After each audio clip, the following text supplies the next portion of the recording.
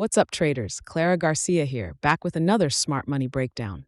This time, we're zooming in on gold, where the real money is hiding, and how to trade it like you've got inside info. Welcome to AI Forex.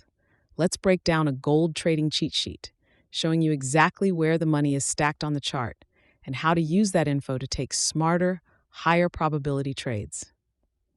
Let's start with the basics: support and resistance. These are zones where price historically bounces or rejects. Support is where buyers show up. Resistance is where sellers take control. Retail traders love these zones, and guess what? Institutions watch them too, either to absorb liquidity or to flip the market on its head. Keep your eyes on key price levels that have been tested a few times. They often hold value. Next, liquidity pools. Ask yourself, where are retail traders placing their stop losses? Usually, they're stacked just above recent highs or below swing lows.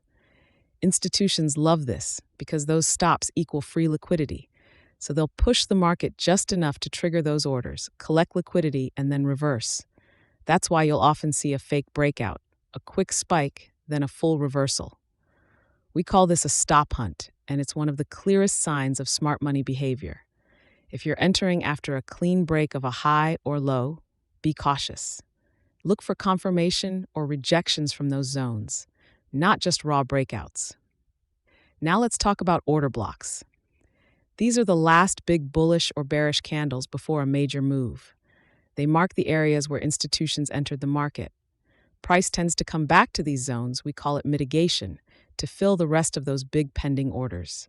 These are prime entries when paired with confluence.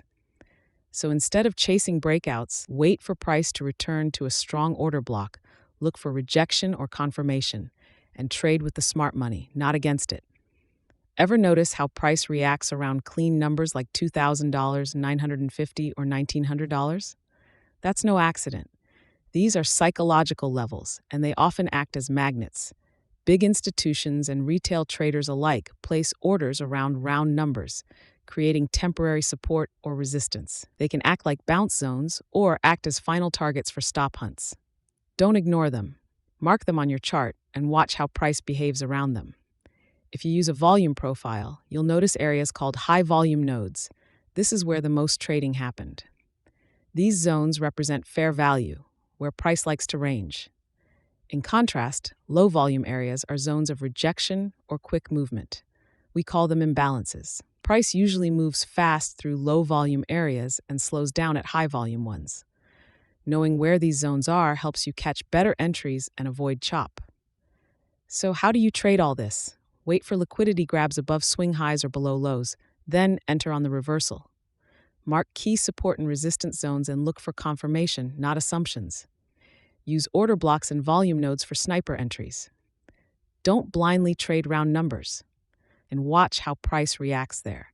And always trade with a bias, bullish or bearish, based on structure. Patience is your edge. Let price come to you.